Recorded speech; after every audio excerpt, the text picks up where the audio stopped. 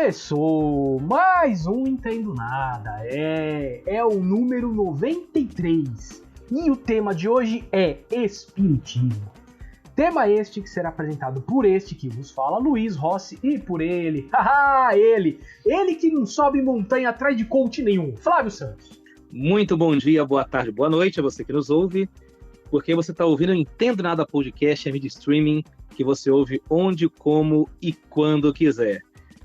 Apesar do epiteto do Luiz aí, eu tô empolgado com o tema de hoje, porque ele é um tema que desperta muita curiosidade em todas as pessoas. As pessoas têm uma visão muito mística a respeito desse tema, quando, na verdade, ele é um tema que prega e trabalha muito mais em cima da racionalidade, da razão, da ciência. Então, talvez seja um dos episódios... Eu não sei se vou falar bobagem, Luiz, que a gente tenha recebido mais perguntas. Eu tô com a impressão que foi que a gente recebeu mais perguntas. Olha, foi bastante. Recebeu bastante. Só bastou fazer o anúncio lá para chegar uma avalanche de perguntas. O Luiz vai anunciar o nosso convidado, mas esse convidado eu quero fazer aqui um elogio a ele, que eu sempre falo quando eu encontro. Ele foi meu professor num determinado lugar, que ele vai falar aí depois, e ele é um dos oradores mais brilhantes que eu já vi. E olha que eu já fiz faculdade, já estudei escola, já convivi com muitos oradores, mas ele é o top de linha assim, que eu já vi. Então, pode fazer o anúncio aí, Luiz. Não, ele fala muito bem mesmo. É o Sérgio dos Santos Silva, né? Foi seu professor na Federação Espírita, é isso, né, Flávio? Me ajuda aí nessa. Isso, seu professor. Federação Espírita. Federação Espírita, o Flávio estudou por um tempo, né? Ele foi professor e realmente ele fala muito bem. E olha que chegou umas perguntas aqui que daria, como a gente até brincou, né, pra levar a vida inteira pra tentar explicar, né? Porque tem perguntas aqui que eu vou te falar. E ele realmente conseguiu condensar de uma maneira que todo mundo entende e explicou muito bem muita coisa, né? Tem alguns temas até meio cabeludos aqui, ele foi muito bem também. Então é isso. E antes de começar aqui o episódio, como o Flávio falou, a gente recebeu muita questão. Muita. Então, por causa de tempo, a gente também não conseguiu colocar todas as perguntas aqui no roteiro, né? A gente tentou condensar algumas, misturar algumas perguntas para ficar em uma só. Então, talvez o seu nome não apareça aí na entrevista, né? Você fez uma pergunta esperando que a gente fale, mas eu vou falar seu nome nos salves, tá? Então aguarda aí, que lá no salve seu nome vai sair, beleza? Mas é isso, vamos para a entrevista então. Sérgio, é com você.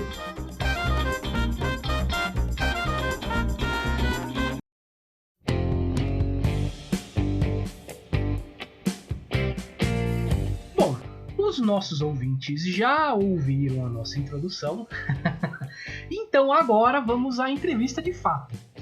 Eu vou começar com aquela pergunta clássica do Entendo Nada, que os nossos entrevistados dizem ser a mais difícil, vamos ver se vai ser assim com o Sérgio também. Sérgio, quem é você e o que você faz? Gente, como é que vão, pessoal? Prazer estar com vocês aqui nesse bate-papo. Valeu. Olha, meu nome é Sérgio dos Santos Silva e a minha atividade, eu sou de uma atividade profissional representante, eu sou representante de confecções, mas no que me trouxe hoje aqui no podcast com vocês para falar um pouco sobre espiritismo, eu estou na militância no espiritismo há 40 anos. Comecei jovem na doutrina espírita, estudando, e depois, com o tempo, fui assumindo compromisso. A gente tem uma vivência de estudos, uma vivência de praticar o espiritismo mesmo, principalmente na área de ensino, na proposta pedagógica do ensino espírita, e também na área de assistência espiritual e da divulgação através das casas espíritas. Essa é a minha pessoa. Boa, legal. Bom, a gente vai começar com uma pergunta aqui, que já estava até em off brincando aqui, o Flávio, né? Que é uma pergunta que vale um curso de um ano, se não mais, né? Ou de uma vida. A gente dá pra dizer que é uma vida, né? Sérgio, o que é o espiritismo? Nossa! É uma pergunta, parece simples, né? Mas assim, o espiritismo, ele é, antes de mais nada, uma ciência. E eu vou explicar por que ele é uma ciência, não é? Porque ele é filho do período iluminista e do período positivista. Ele surgiu na França no século XIX, em plena efervescência da era da razão. Então, nós tínhamos um predomínio nas questões de informação de ordem espiritual por parte da igreja, da igreja dominante, um predomínio muito grande com relação aos seus princípios dogmáticos, aos seus princípios teológicos. Mas nós tivemos um momento de rompimento, né? Depois de muito tempo de período medieval, nós tivemos um rompimento que representou o período da nova era, o período das luzes, o período em que nós adentramos na fase em que a razão deveria ser o motivo de explicação para tudo aquilo que a religião, de uma certa maneira, tratava. E também para abrir as portas do conhecimento para o homem, no mundo, para entender as leis que regiam o seu destino. Então, nós rompemos uma trava, e essa trava, elas aconteceram do Francis Bacon, através do momento em que a gente começa o período experimental, depois o período iluminista, em que a razão é o caráter central de tudo, e depois o positivismo, em que nós vamos usar os métodos de maneira em que a gente vai confirmar cientificamente, e a ciência ganha uma conotação muito grande. Então, a gente não vai ter um rompimento definitivo entre religião, filosofia e ciência, mas a gente vai ter uma abertura. E é exatamente nesse momento, iluminado na Terra, em que nós vamos romper o período dogmático, o período do predomínio do fideísmo, para a gente adentrar num período novo, chamado período da razão, do conhecimento científico. E o Espiritismo, por sua vez, é uma ciência nesse sentido. Alguns dizem que não é ciência, porque ele não se rege pelos princípios elementares, né? Mas assim, o Espiritismo, o objeto de observação do Espiritismo é o mundo espiritual, que é algo que a gente tem que admitir que tem uma existência na história da humanidade. Sempre os espíritos existiram. Então, o Espiritismo sim, utilizou do método científico, que o Kardec era um homem de ciência. Ele vai observar os fenômenos espíritas como um cético, e lá como um cético ele vai, então, observar e vai adotar um método experimental. Ele vai criar um método experimental de acordo com os parâmetros dos métodos científicos, mas para investigar a vida espiritual. Então, é nesse sentido que o Espiritismo é uma ciência. Agora, se ele é uma ciência, ele vai ter consequências filosóficas. Portanto, ele vai dizer de onde nós viemos, que estamos aqui, para onde vamos, o significado da vida, Deus, a existência de um ser que transcende a matéria, né, que está fora da matéria, que sobrevive à morte do corpo, as questões da sensibilidade do homem à mediunidade. Então, ele vai investigar tudo isso e vai criar consequências filosóficas. E essas consequências filosóficas vão redundar numa consequência moral. Princípios morais e éticos que vão nortear a vida humana e o sentido da vida de forma mais ampla. Então, assim, de uma forma resumida, isto é o Espiritismo, né? É um processo libertador de consciência, e me permita, olha, tem até uma frase do André Trigueiro, que é o nosso jornalista global, que ele é espírita, militante, ele diz assim: o Espiritismo é um meio para se alcançar um objetivo comum a todas as filosofias e religiões, que entendem a vida como algo sagrado, distinto e importante. Não se considera o único caminho para levar à salvação. O Espiritismo não tem caráter salvacionista, a gente vai ver isso mais um pouco adiante, e também não será, como muitos imaginam, a religião do futuro, mas pode ser o futuro das religiões pelos princípios que ele abarca, né? O Espiritismo não trouxe nada novo. A questão do espírito pertence à história da humanidade, dos homens primitivos aos homens atuais, estão presentes em todas as civilizações. As religiões sempre trataram com verso e prosa a questão do espiritismo, né, de forma até filosófica, mas coube ao espiritismo, usando o método científico, além de confirmar, comprovar a existência do mundo espiritual e dar um novo sentido para a vida humana. Basicamente é isso. De fato, o Luiz brincou aí no começo da introdução do programa sobre o que é o Espiritismo, a pergunta: valeu um curso? E de fato é um curso na Federação Espírita. Inclusive eu fiz esse curso com o professor Sérgio, que está aqui com a gente na entrevista. Ele deu esse curso para mim durante... São um ano ou dois, Sérgio? É um ano só. É um ano só, né? Vamos para os vários 1 e 2, né? Dentro do parâmetro de trabalhos da federação, né? Sim. O ciclo básico da federação é curso introdutório e depois básico 1 e 2. Sim, é um curso bem extenso e muito bom. É que o Sérgio consegue amarrar tudo aí numa resposta de 5 minutos, a gente consegue entender. Agora eu quero entrar com você, Sérgio, num dos temas centrais do Espiritismo, e talvez seja o mais importante deles, que é a existência dos espíritos. E é a grande curiosidade das pessoas que não frequentam uma casa espírita, que não conhecem a contento o tema. O que são os espíritos na doutrina espírita? A ideia que temos de fantasma como um ente que pode nos fazer mal faz sentido? Como ter certeza que as manifestações de espíritos são reais ou coisas da nossa cabeça? Olha, dentro do espiritismo, a gente logo de imediato já aprende que os espíritos somos nós fora da matéria, né? O espiritismo ensina que o espírito é o princípio inteligente do universo, e como eu disse logo no começo, nós não podemos vasculhar a história da humanidade, sabe? Isso é uma coisa que incomoda muito a antropologia cultural, porque eles estudam com profundidade as questões da mítica, do misticismo, da relação do homem com os espíritos. Nas tribos primitivas, eles veem que isso é uma coisa uniforme, né? São dois pontos, dois parâmetros que a antropologia cultural, que é uma ciência acadêmica, ela estuda com detalhes e ela sempre vai encontrar. Uma é a questão da sobrevivência do espírito após a morte, e a outra é a comunicação deles com os homens. Onde você vasculhar na história da humanidade, nos povos primitivos, até os mais avançados, nós sempre tivemos uma conexão muito estreita com o mundo espiritual, com os espíritos fora da matéria. Por quê? Porque, em essência, no pensamento espírita, nós somos espíritos. Nós estamos na matéria, nós não somos matéria. O mundo essencial e verdadeiro e primitivo é o mundo espiritual, né? Nós temos experiências na vida física para desenvolver as nossas potencialidades. Então, os espíritos sempre existiram. Não há como a gente negar. Então, por que a antropologia cultural não avança? Porque ela estuda as coisas observáveis e palpáveis em que ela possa medir e quantificar.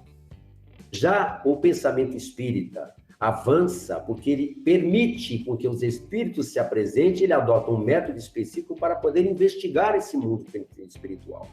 Então, a gente pode até dizer assim, que o espiritismo está na história da humanidade, mas não como ciência, filosofia e religião como hoje, como uma doutrina, mas está como fato. A mediunidade, a manifestação dos espíritos é um fato histórico no decorrer da evolução. Sempre existiu. Então, o que o mundo espiritual faz é nos mostrar isso através do espiritismo, que o espiritismo nos organiza, na verdade, é assim, ele investigou e organizou aquilo que já era um fato histórico, que pertence à história da humanidade, à existência dos espíritos. Então, é difícil a gente, talvez, comprovar palpavelmente, mas é muito mais difícil negar a existência deles. Ô Sérgio, mas só aproveitando o ensejo aí, é uma dúvida que eu tinha quando eu comecei a frequentar a Federação Espírita a respeito das manifestações. Como que a gente distingue o que é da nossa cabeça e o que é manifestação real? Então, ainda tem o aspecto ainda dos fantasmas que você mencionou, né? Sim. Se somos nós os espíritos, é óbvio que quando nós saímos fora do corpo, se nós mantemos uma relação com o mundo físico, nosso mundo de relação da última encarnação, nós nos apresentamos aos homens, aos seres humanos, como seres espirituais. Alguns saem do corpo físico carregando em si qualidades e virtudes e uma existência de proveito. Outros, por sua vez, continuam presos à vida terrena, ligados à matéria, à vida do cotidiano, e muitas vezes se apresentam para determinados espíritos, para determinados seres humanos, como sendo forças que criam uma certa provocação, o medo, o sobrenatural, né? E até se aproveitam da situação de estarem numa condição privilegiada de serem vistos, mas não poderem serem tocados, vamos dizer, para causar certos impactos, né? Certos medos, criar as casas mal assombradas, não deixar os ambientes liberados, já que a casa é deles quando encarnados, são coisas do gênero. Desculpe, Flávio, outra questão, desculpe, que você levantou. Então, como que a gente distingue o que é coisa da nossa cabeça e o que é manifestação real? Então, aí vai entrar as questões da sensibilidade, né? Primeiro, como eu disse, é mais difícil você provar que os espíritos não existem do que provar que eles existem, né? Que eles estão registrados na história da humanidade, né? E mesmo porque se nós admitimos que o espírito existe, é óbvio que ele existindo, a vida ganha outro significado, porque nós deveríamos existir antes de estar na matéria e devemos existir depois dela. Então, a vida se amplia no horizonte, ela vai muito além das fronteiras da vida terrena, né?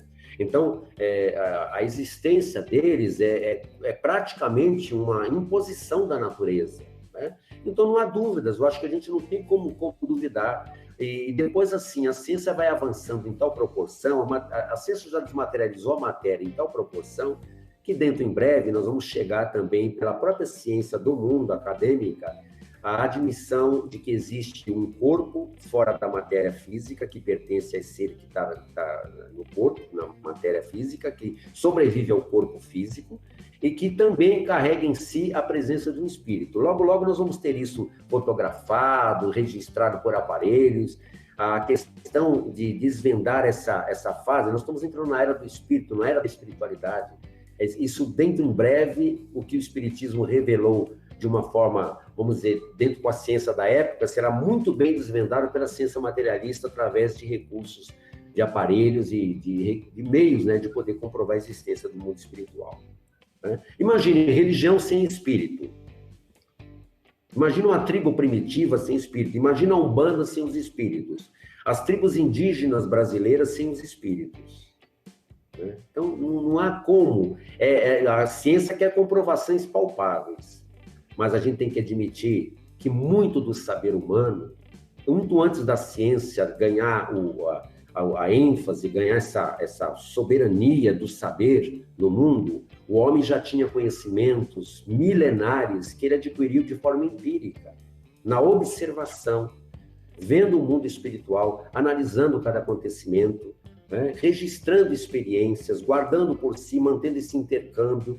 Olha a acupuntura, né? Só para a gente fechar esse raciocínio, a acupuntura foi estigmatizada pela ciência durante 50 anos atrás, era estigmatizada como sendo algo da mística chinesa, indiana, e hoje não, hoje é comprovado como os meridianos existem, e está comprovado cientificamente. Então, deixou de ser um conhecimento empírico para um conhecimento científico. Muito bem respondido, Sérgio. Agora eu vou passar para um outro assunto do espiritismo, que é a reencarnação. Em que se fundamenta essa tese, Sérgio, da reencarnação? Olha, na lógica, nós temos dentro das religiões dogmáticas a concepção assim: Deus criou o espírito, o colocou na matéria, deu a ele uma única vida, né? E dentro da concepção cristã especificamente, não vou dizer de outras religiões, né? Mas dentro do espiritismo, do cristianismo, a gente vai encontrar a ideia de que existe uma única vida e que nós precisamos de um Salvador, e esse Salvador vai nos libertar do pecado original de Adão e Eva, e se nós seguimos esse Salvador de uma determinada religião, nós estamos salvos pela vida eterna e herdaremos a terra no mesmo corpo em que temos. Essa é uma concepção totalmente anticientífica. Você sai de um corpo, o corpo morre, não que Deus não possa promover. A grande questão é dizer assim, mas Deus pode tudo. Deus pode fazer com que o corpo se desfaça e refaça novamente. Pode. A grande pergunta é por que Deus iria ferir um princípio de uma lei perfeita para mostrar poder ou para mostrar força? Entra a questão do milagre. Por que Deus faria um milagre? Ele age... Tudo que nós não compreendemos, a gente coloca no campo do milagre, mas tudo está no campo das leis naturais. É que nós não conhecemos o mecanismo dessas leis, do pensamento, das forças energéticas que movimentam forças de cura, por exemplo. Então, o sobrenatural e o maravilhoso está na história da humanidade. Então, só que assim, uma única vida, nós não conseguiríamos compreender as mazelas humanas, as diferenças sociais, porque uma pessoa nasce cega, né? E por que outros nascem perfeitos? Por que uma pessoa de má índole, mesmo assim, consegue passar uma vida todinha promovendo o mal na Terra e tantos outros sofrem consequência dela? Será que não tem uma consequência para isso? Já na reencarnação, a gente tem não só a questão da oportunidade, né? Porque a reencarnação é uma oportunidade de você continuar no processo de crescimento e maturação. Na reencarnação, você, além de ganhar oportunidade de crescimento, você também faz ajuste de consciências das vidas anteriores. Olha, vamos fechar o seguinte pensamento assim. O Espiritismo tem uma pergunta no Livro dos Espíritos, que eu recomendo a vocês que vejam lá. A pergunta é essa: em que se fundamenta o dogma da reencarnação? A primeira vez que eu li essa pergunta, eu falei, não, peraí, então o Espiritismo tem dogmas, né? Porque ele se arvora não tem dogmas, né? Mas é interessante a maneira como a pergunta é feita e por que é feita. Por quê? Reencarnação, a gente vai ver mais adiante um pouquinho, que ela já foi comprovada cientificamente, mas antes, no tempo do Kardec, ela já era conhecida no mundo indiano, já era conhecida em outros povos. Os egípcios já acreditavam na reencarnação. Acreditavam de uma forma diferente que nós cremos hoje. Então, a reencarnação faz parte da história. O homem sempre acreditou na reencarnação. Só no Concílio de Nicéia em diante que nós deixamos no mundo cristão de acreditar na reencarnação. Foi retirado esse princípio, adotado a unicidade da existência e não a pluralidade. Né? Então, vamos fechar com o seguinte pensamento. Se eu excluir das crenças humanas a reencarnação, se eu excluir a reencarnação das crenças humanas, eu tiro de Deus a sua justiça e do ser humano a esperança. Né? E a questão do dogma, de ser um dogma dentro do pensamento espírita? Nós temos dogmas na ciência, nós temos dogmas na filosofia, por quê? Porque são maneiras de você tentar interpretar determinados fatos. Pega o Big Bang, é um dogma científico. Não há como se comprovar que o início foi numa explosão, né? Mas é o começo de raciocínio para nós, é o mais racional possível que a gente possa chegar. A reencarnação no espiritismo é um dogma, mas não é um dogma fideísta, daquele assim, fé cega, aceita porque é dessa maneira, porque veio do céu, é dessa maneira. Não, é um dogma de razão, porque a razão me leva a pensar, e se eu excluir a reencarnação das crenças humanas, eu tiro de Deus a sua justiça e do ser humano a esperança. Por isso que a humanidade, há mais de 5.000 anos, acredita na reencarnação. A reencarnação no pensamento espírita foi organizada como uma das teses basilares do pensamento espírita, como um dos fundamentos, né? Deus, reencarnação, vida após a morte, sobrevivência do espírito, né?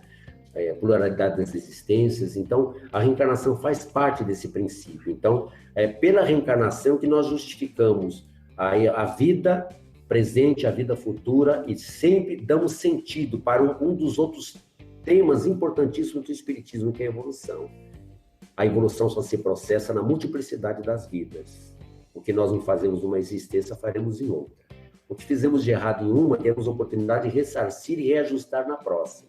Sempre visando a evolução, como um determinismo divino, uma imposição amorosa que nos leva para a frente, compreender a nossa essência e nos levar a uma comunhão mais perfeita com as leis universais e com o próprio Criador, da qual nós colocamos como patamar da nossa crença. Ô Sérgio, por que a gente não lembra das nossas vidas passadas?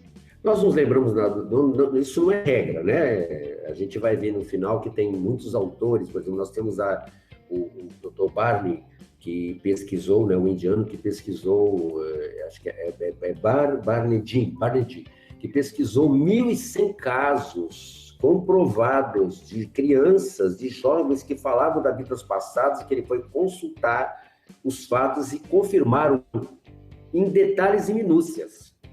Uma que mais sobressai, que me chamou a atenção, é do menino palestino, que se recordava de uma vida passada em que ele conviveu numa família judaica. Olha só, gente, que coisa incrível, né? Aquele conflito todo, ele se recordava. E de tanto ele insistir, a família decidiu, porque ele nomeava o nome dos avós, os locais, a cama que ele dormia, o quarto que ele ficava, e decidiram investigar. E foram investigar e confirmaram mesmo que o menino pertencia, ele tinha sido um personagem, um familiar, que foi morto num conflito entre judeus e palestinos, e que depois ele nasceu novamente como um palestino.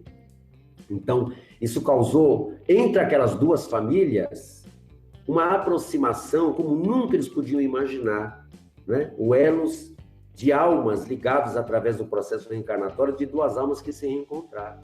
Né? Agora, por que a grande maioria não lembra? Não lembra porque nós precisamos do seguinte: a visão espírita é assim, você nasce com as suas tendências, suas propensões, com as suas qualidades, seus defeitos, e com um planejamento que assim intuitivamente você sabe mais ou menos o que te cabe realizar na vida presente.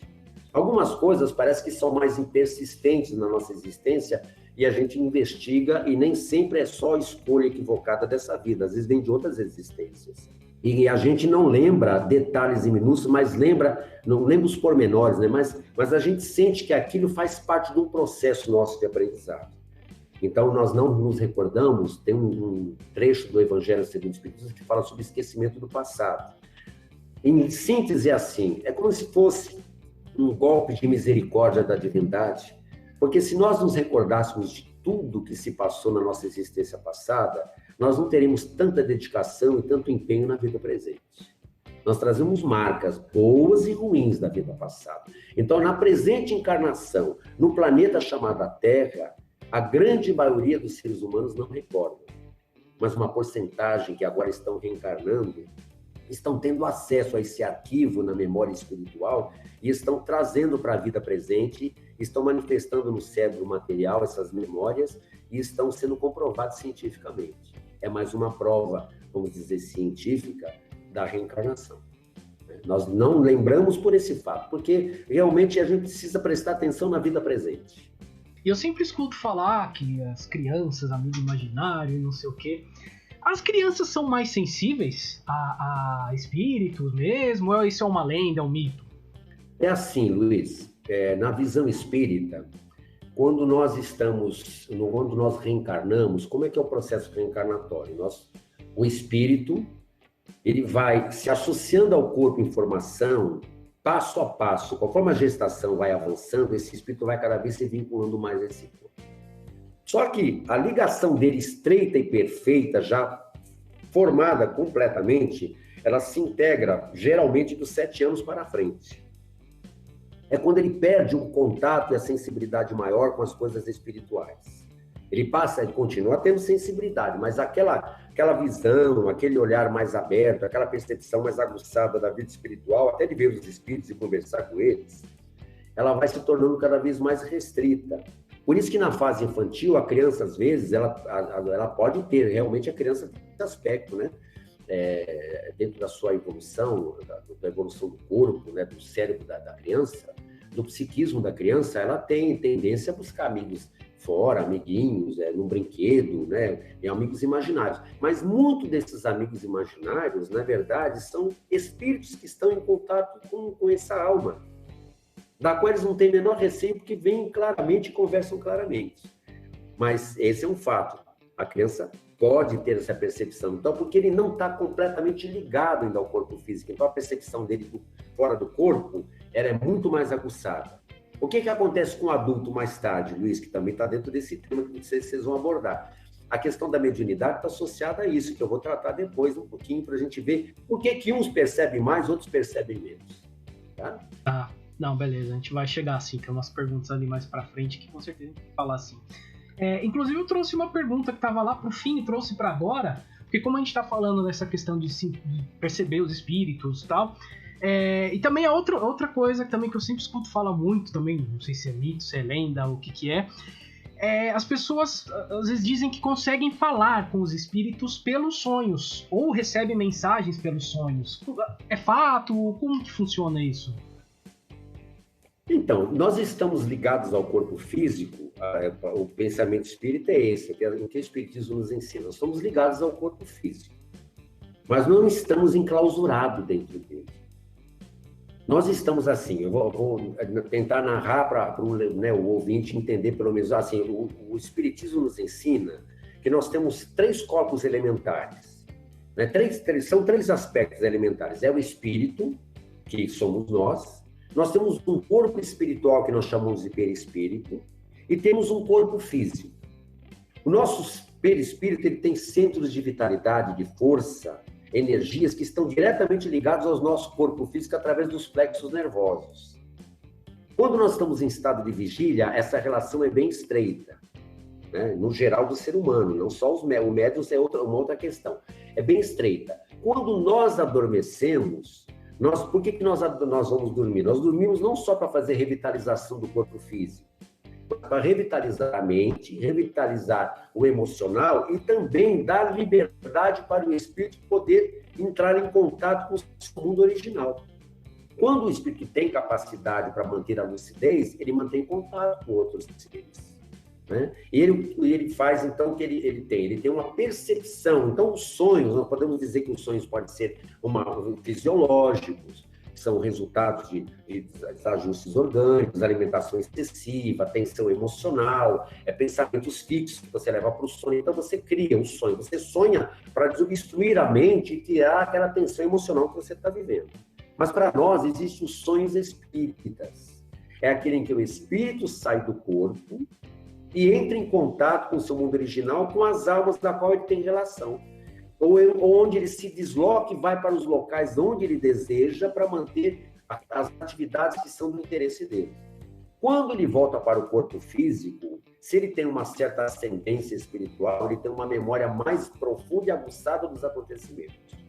Quando ele não tem, mas o contato que ele teve foi tão marcante, fica aquela impressão nítida de ter falado com a pessoa e ter guardado uma frase. Pode ser que nesse mesmo sonho espírita haja uma mescla da pessoa ter um contato espiritual e misturar sonhos fisiológicos, ligados ao fisiológico, né? Mas, no geral, quando o espírito tem uma certa disciplina, ele sai do corpo, não rompe o elo com o corpo, porque ele está ligado através do centro de força coronário, ele se desloca, é um cordão que a gente chama cordão de prata, que se estica e ele vai ao infinito, não rompe, só rompe com o fenômeno da morte, né? Então ele vai e volta para o corpo, na mesma velocidade que ele vai, ele volta, né? O espírito viaja na velocidade do pensamento. Então ele guarda essas impressões, e essas impressões mais são, pelo grau de evolução, pela capacidade do indivíduo, ele vai analisar o sonho que ele teve, e muitos são verdadeiras relações de vida espiritual. Até uma coisa que eu ouvi, um tempo tenho ouvido, que a gente não presta mais atenção aos nossos sonhos, né? A gente acaba não prestando atenção e tal, que é uma coisa que você falou muito na história, sempre se prestou muita atenção nos sonhos, né?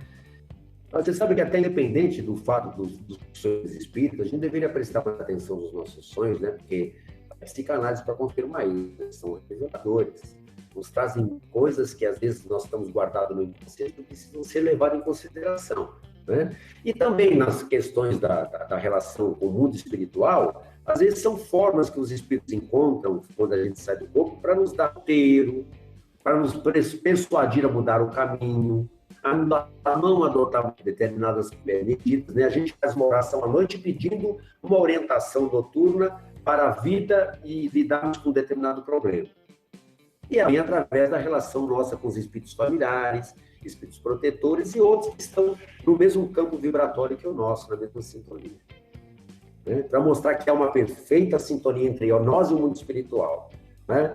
É interessante, sabe, Luiz? A gente acha que descobriu os espíritos, né? Mas os espíritos sempre se apresentaram para os homens. Nós só não compreendíamos bem essa relação. Boa. Bem interessante, muito interessante. Tô curtindo aqui, já tô recebendo uma boa aula aqui já hoje. Opa, gostando bastante, tô gostando bastante. Bom, a próxima pergunta, a gente já sai um pouquinho dessa questão dos espíritos e já passa um pouco pro espiritismo em si, né? Eu não sei, eu não entendo muito, eu entendo nada aqui, eu posso falar que hoje eu entendo nada, eu não tenho nada de qualidade aqui, né? Eu entendo muito pouco sobre o tema. Então eu tenho a impressão, olhando de fora, que o espiritismo ele tem muitas vertentes, né? Parece que ele tem várias vertentes, vários caminhos, vários... Por que isso acontece? Entra naquele começo que eu fiz um comentário a vocês, que o espiritismo sempre esteve na história da humanidade. Mas não o espiritismo filosófico científico, a doutrina que nós conhecemos. O que sempre existiu foram os fatos espirituais, e a relação dos espíritos com os homens, dos homens com os espíritos.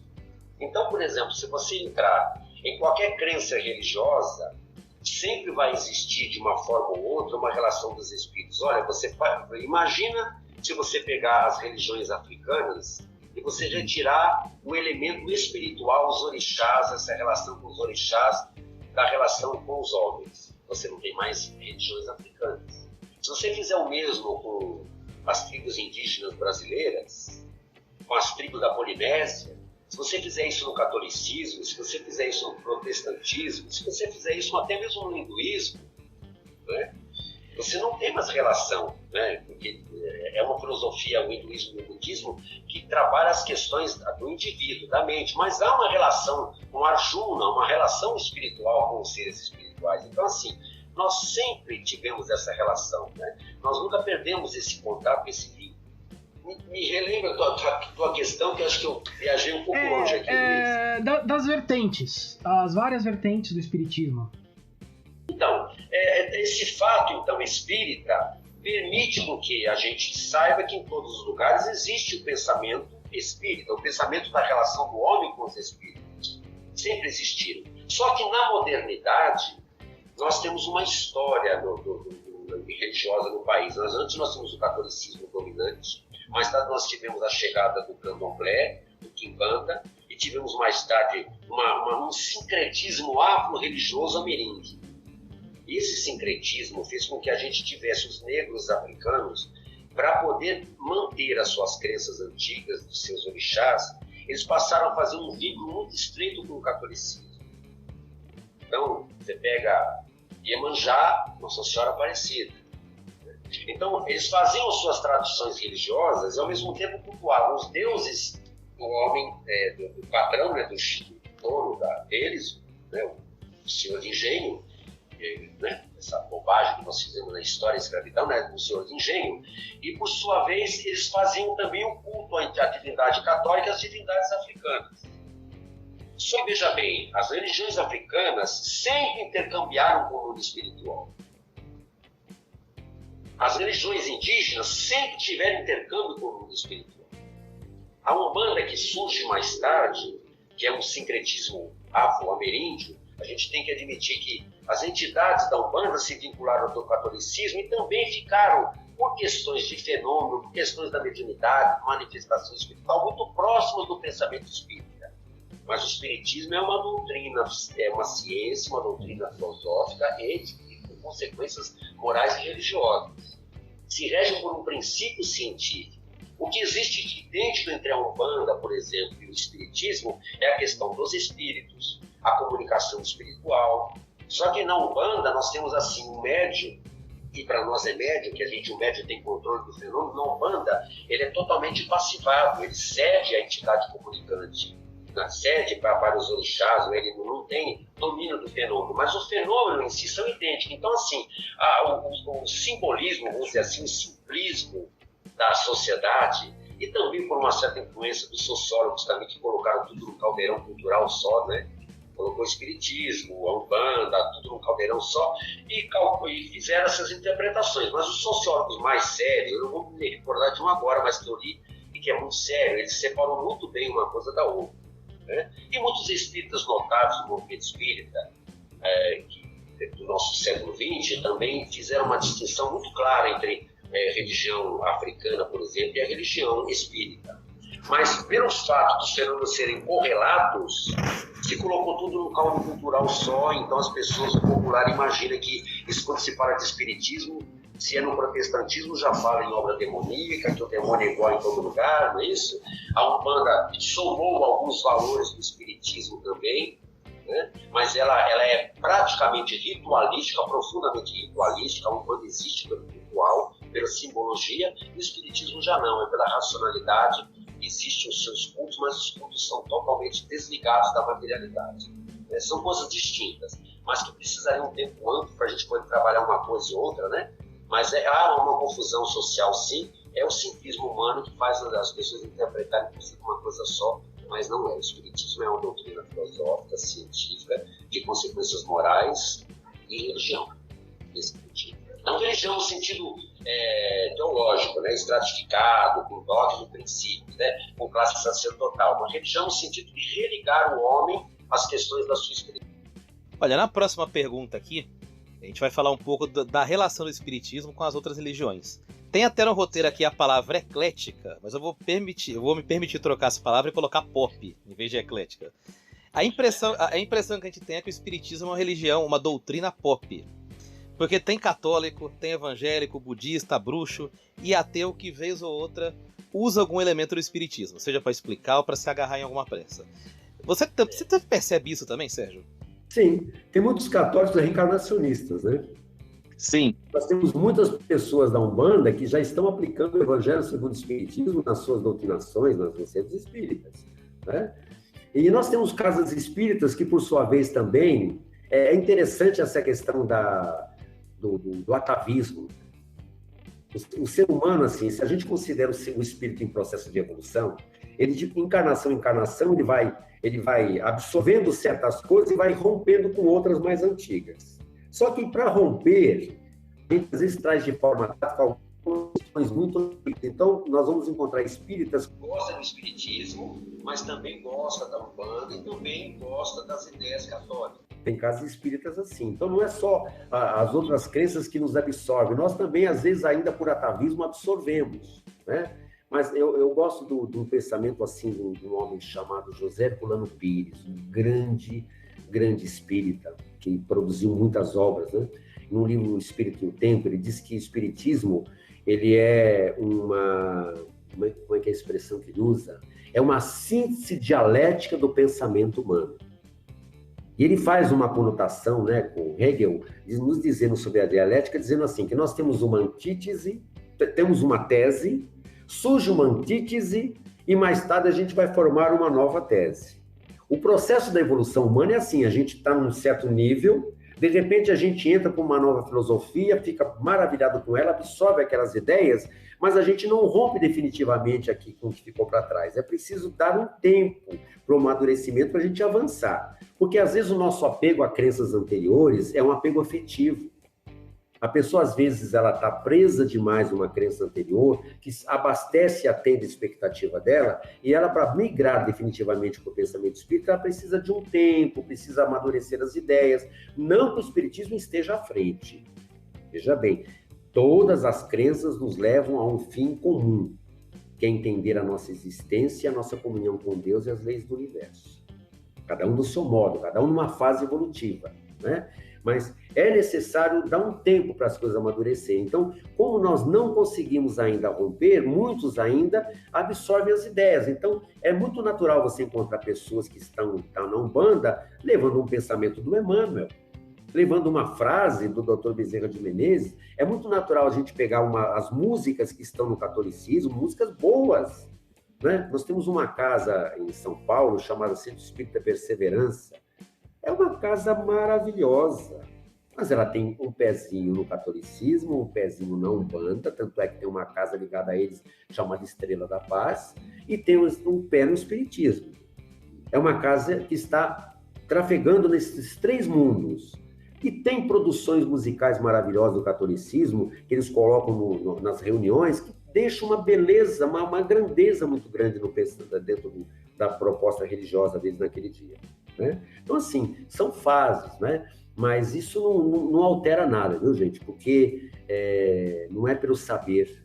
Tanto é que nós encontramos pessoas que não têm nem religião, que aceitam o pensamento budista, que aceitam o islamismo, que não conflitam com crenças filosóficas e teológicas de ninguém, mas elas têm uma coisa dentro delas que é fundamental. Elas têm a virtude do amor e da caridade. São fraternas. São pela união social, são solidárias, são pessoas que têm um princípio de amor para todos, primam pela união da humanidade, nunca separação, né? Então nós vamos encontrar muitas dessas pessoas dotadas de muitas vibrações positivas, como a gente tem no hinduísmo e outras crenças, na Umbanda, tem gente maravilhosa na Umbanda, né? É os valores, na verdade, assim, é o princípio do que se sabe daquilo que se vive. A forma como se pratica o conhecimento que se tem, né? Mas enquanto nós não amadurecemos no sentido amplo, né, eu disse no início, o espiritismo não é a religião do futuro, mas pode ser o futuro das religiões no sentido de que o que ele revela vai nortear princípios elementares nessas crenças e vai fortalecê-las. Porque nós não vamos ter uma religião única na humanidade. A gente pode ter todas elas, mas espiritualizadas. Só a título de informação, o Sérgio, na resposta dele, citou o Centro Espírita Perseverança. Para quem tem curiosidade de visitar, de conhecer, ele fica ali na divisa da Vila Formosa com Tatuapé. Tem vários ônibus saindo do terminal Tatuapé e realmente é uma casa muito diferente, uma casa muito abençoada. Vila Diva. Sim, Chama-se Vila Diva. Vila Diva, né? Vila Diva. Isso, na Vila Diva. Tem a figura da Dona Guiomar lá, que é uma figura muito famosa no meio espírita. Então, eu recomendo quem quer conhecer, pode ir à Federação, pode ir ao Perseverança, qualquer centro, mas o Perseverança é um lugar de fácil acesso e muito visitado. Então fica a dica para quem está ouvindo. Muitos espíritas dizem que o espiritismo é científico, Sérgio. Então por que ele não é reconhecido academicamente? Pergunta da Michele Alves, nosso ouvinte.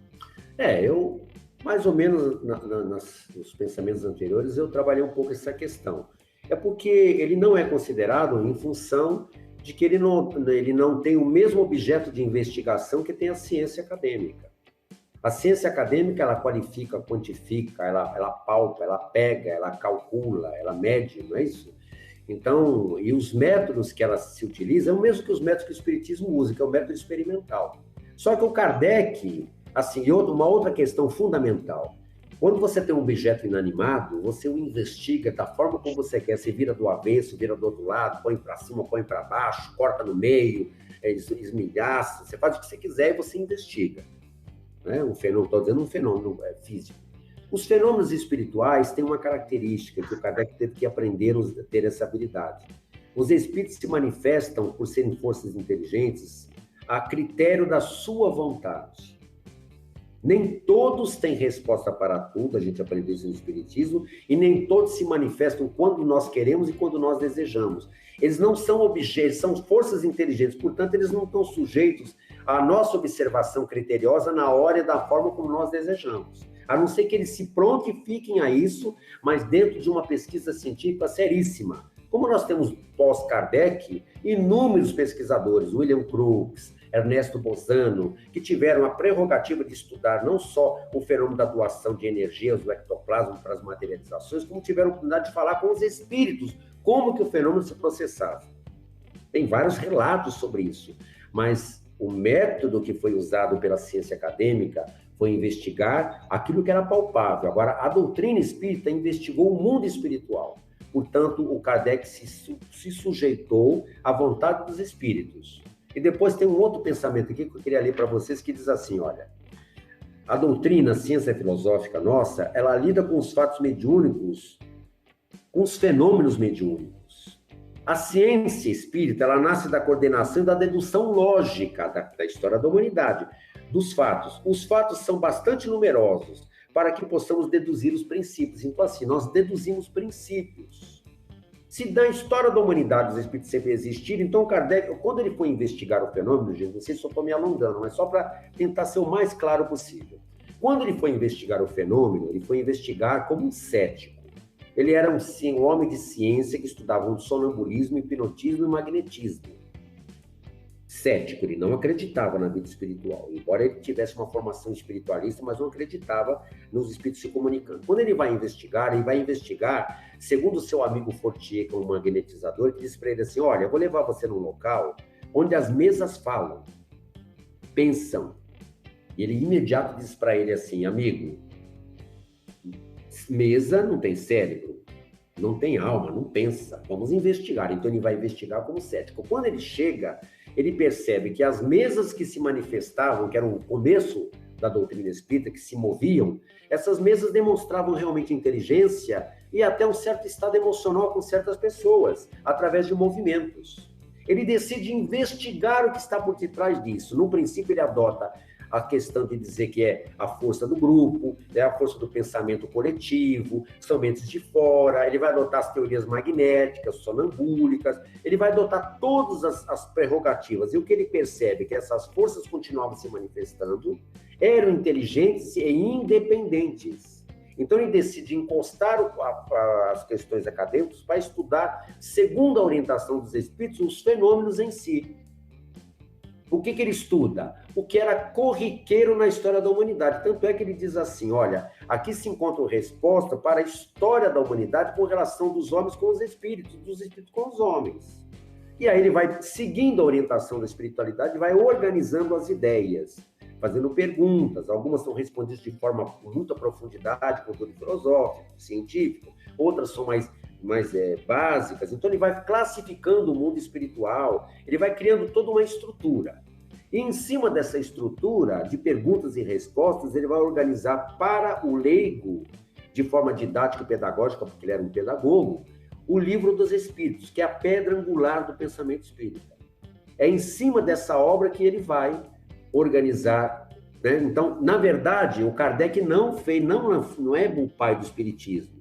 O mundo espiritual mandou, ele analisou pelo método que ele tinha disponível, concluiu e chegou à conclusão de que aquele é um tratado filosófico para a modernidade. É por esse fato, né, que a ciência acadêmica não aceita por causa do objeto de observação.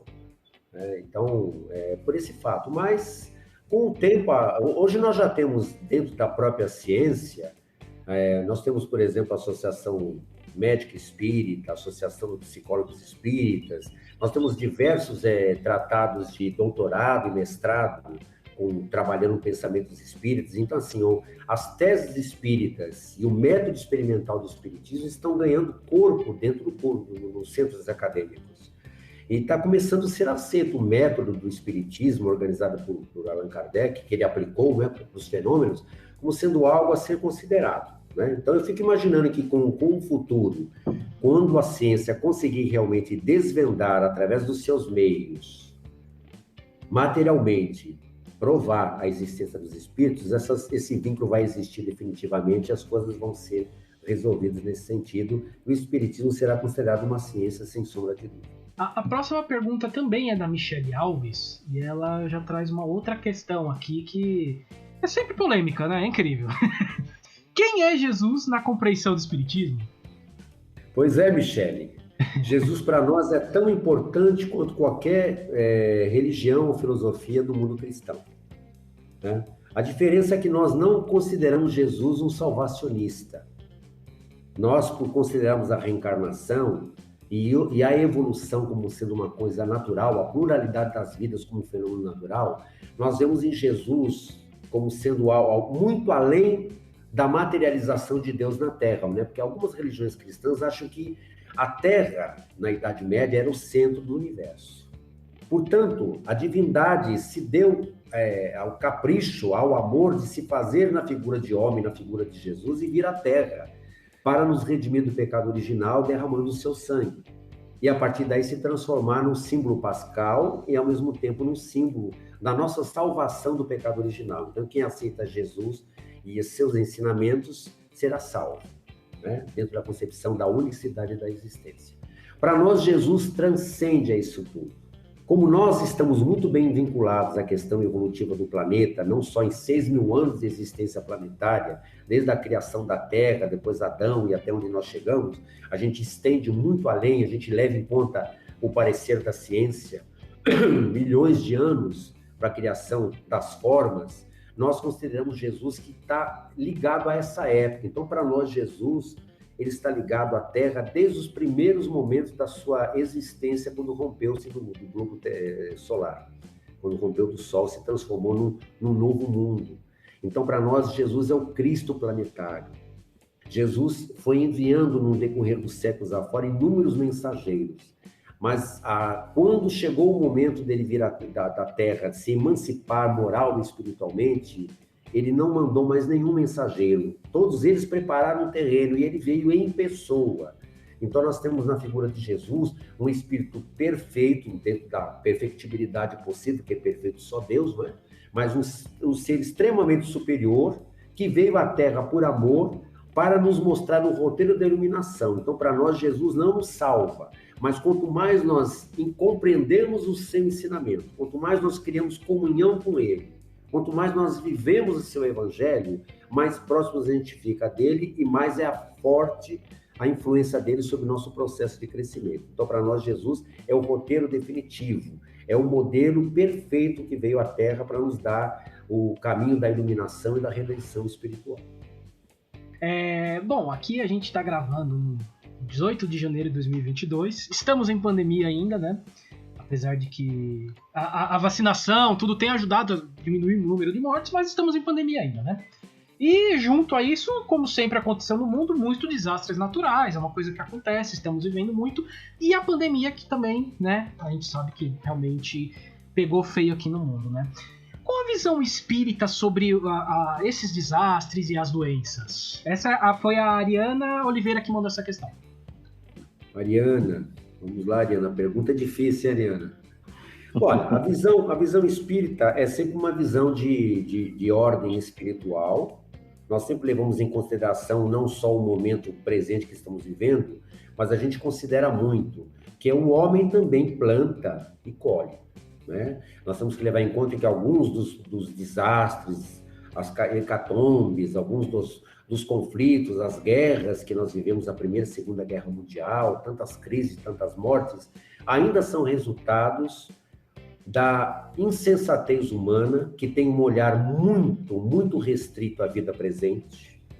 Isso, quando o indivíduo olha somente a vida presente, gera uma série de distúrbios da personalidade, um egoísmo aprofundado, acerbado, um personalismo, um conflito narcisista de egos na humanidade. Então nós temos essas guerras, tanta gente sucumbe, tanta gente morre em função desse poder avassalador e louco que o homem tem de uns sobre os outros. Então o mundo que nós vivemos é fruto da nossa imperfeição.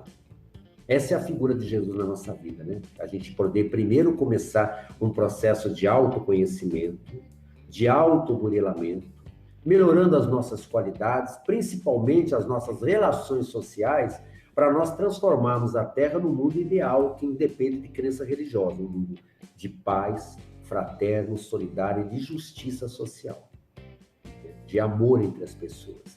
Parece utópico, mas é um mundo que está se encaminhando nesse sentido, né? Então, enquanto isso não acontece, muitos dos males da nossa Terra são resultados disso. Agora, nós também não podemos esquecer que dentro do pensamento espírita, que nós somos herdeiros do nosso próprio destino. Eu, Sérgio, hoje estou vivendo a minha presente encarnação na Terra num momento difícil para o planeta Terra e pandêmico. Eu também estou herdando, por consequências de vidas passadas, o meu planeta. Também tenho as minhas necessidades nesse mundo segundo meus graus evolutivos. As coisas boas me favorecem, as coisas negativas também estão comigo na presente encarnação para haver um ajuste, um equilíbrio, um balanceamento.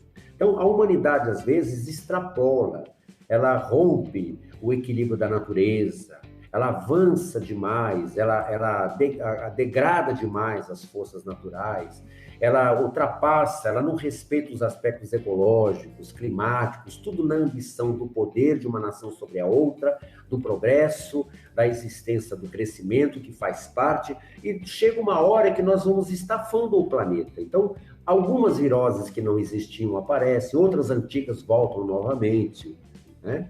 Isso é um acontecimento planetário. Agora vamos ver o aspecto espiritual. Se nós semeamos espiritualmente também, moral e espiritualmente, de uma forma negativa, no individual e no coletivo, e estamos de volta no mundo, então nós estamos aqui para poder fazer o quê? Ajustar a nossa natureza e ajudar o nosso mundo a se equilibrar.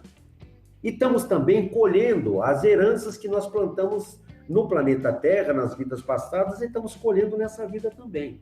Esse é o pensamento espírita, que sempre vai nos ligar às nossas existências passadas. Então, nós somos o que somos hoje em fruto dessa existência passada e seremos muito melhores em função do que fizemos dessa existência. Então, como é que o Espiritismo vê isso? Ele vê, primeiro, como sendo um resultado do próprio homem que semeia e colhe. Nós estamos com a ciência nisso, não fechamos, né, com a consciência, não abrimos mão disso. Então, Ariane, nós estamos num momento de transição, sabe, Ariane? Nós chegamos numa fase em que a Terra precisa se emancipar espiritualmente. O planeta já está adquirindo os seus ajustes geológicos e físicos e climáticos, astronômicos. Pode observar que a ciência vem revelando isso. E os espíritos que estão reencarnados aqui precisam também entrar na nova fase. E essa nova fase faz com que a gente passe por alguns momentos de transição delicados. Nós sempre tivemos hecatombes e cataclismos na humanidade, terremotos, mas agora parece que as coisas estão acontecendo de uma forma mais intensa, e também porque nós temos uma mídia poderosa, né, das informações do mundo inteiro chegam até nós em questões de segundo. Então nós estamos muito a par de tudo que está acontecendo. Mas pode observar, a humanidade está sendo empurrada para os valores morais e espirituais. Valorização da família, respeito pelo outro, acabar de vez a discriminação e o preconceito, vivermos de forma justa e igualitária, sermos mais solidários com as civilizações, os povos, os países mais necessitados, né, os continentes mais necessitados. Ou seja, nós estamos descobrindo que a Terra é uma pequena aldeia global. Tudo que acontece lá na África repercute aqui. O que acontece no cosmos repercute diretamente conosco aqui. Então, nós vemos que a natureza ela está, de uma certa maneira, se ajustando, se adequando, e nós, como espíritos, estamos nesse momento de transição, em que nós estamos vivendo tudo isso, exatamente em busca, parece que a Terra está nos encaminhando para um único sentido, valorização da vida, valorização individual, da família, do coletivo, o respeito social, a vivência definitiva das leis do bem, que independe de crença religiosa, né? O respeito para todos, justiça para todos, direito para todos, dever para todos. Nós estamos caminhando nesse sentido, num mundo mais igualitário e justo. E a natureza está nos impulsionando, porque os cataclismos nos levam a pensar em muita coisa, né, gente? Olha, a pandemia nos fez pensar em muitos valores que nós tínhamos esquecidos. E freou muitas impulsividades loucas que a humanidade vinha transformando em delírio. Impediu as guerras, nós estamos na iminência de uma guerra mundial, impediu conflitos muito sérios, né? E a gente parou para pensar. Então, assim, a finalidade das catástrofes, dos desastres e tudo mais, é fazer com que a gente pondere, analise individual e coletivamente, e prime por um mundo melhor. E desenvolva a nossa ciência para poder dominar mais o meio, não só dominar o meio para retirar os recursos, mas para poder preservar o nosso planeta, não só para nós, mas para gerações futuras, porque tudo isso é resultado do nosso abuso também, né? Nós temos abusado muito da natureza, né? Temos acabado com biodiversidades, com espécies, a gente precisa ponderar. O homem de hoje tem ciência, conhecimento para viver de forma mais harmônica consigo próprio, com o seu irmão de humanidade e com a própria natureza. Então, acho que a visão espírita é isso, é uma forma de equilibrar, não só de reajuste individual e coletivo, mas para poder também colocar a Terra na ordem dos mundos do nosso sistema solar, na ordem de uma hierarquia de planeta de regeneração. Para nós, o mundo está saindo do mundo de provas e expiações, um mundo onde o mal prevalece, para o mundo do bem, caminhando para o mundo do bem e feliz. Então, nós estamos caminhando nesse sentido, parece que não, mas estamos caminhando.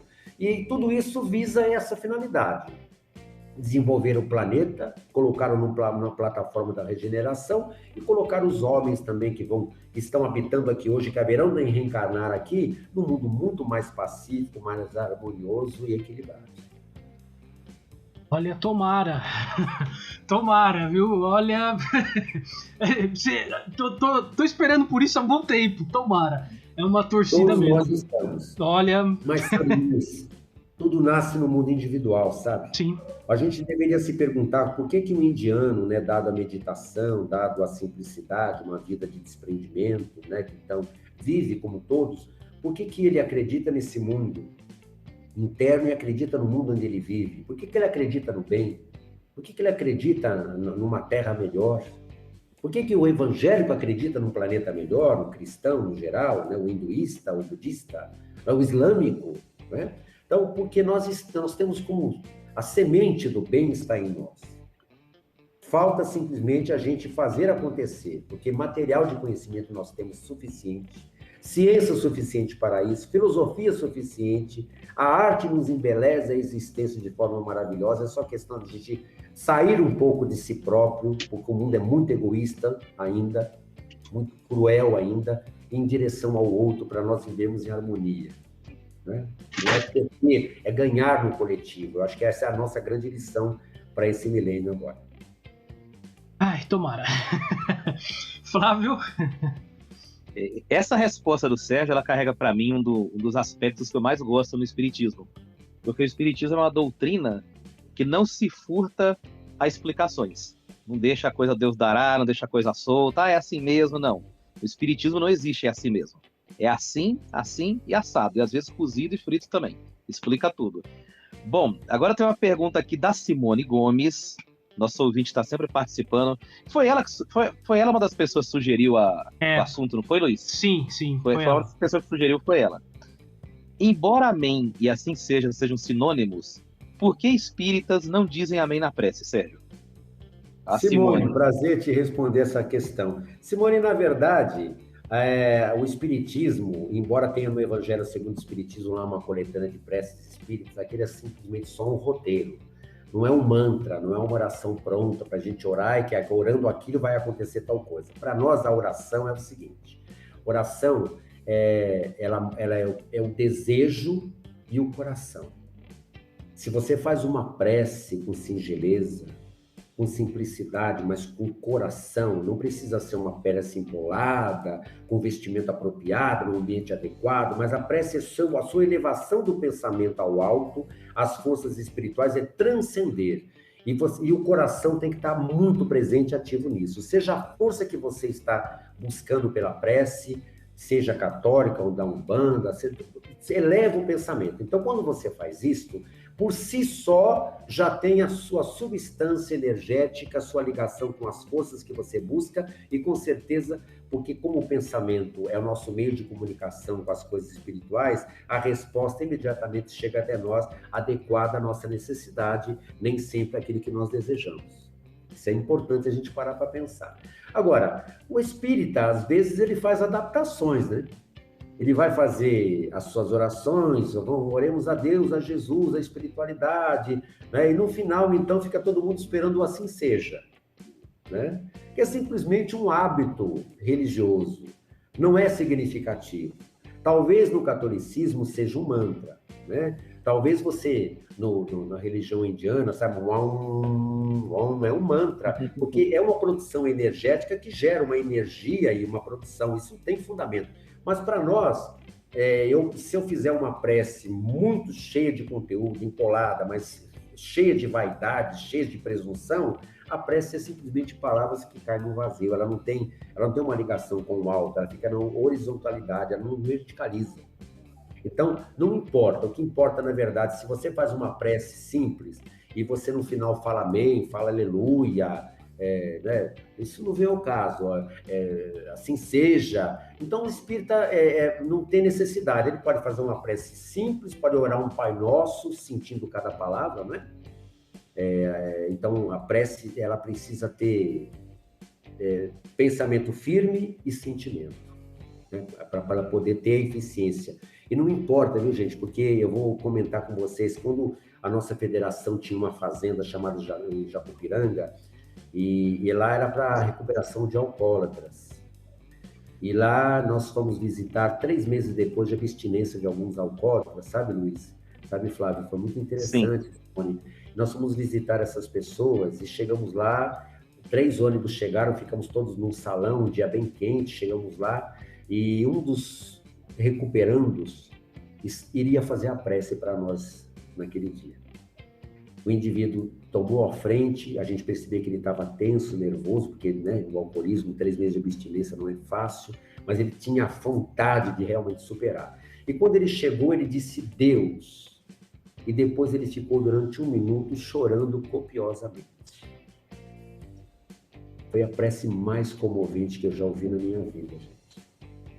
Só lindo, hein? Lindo. Lágrimas, lágrimas e lágrimas.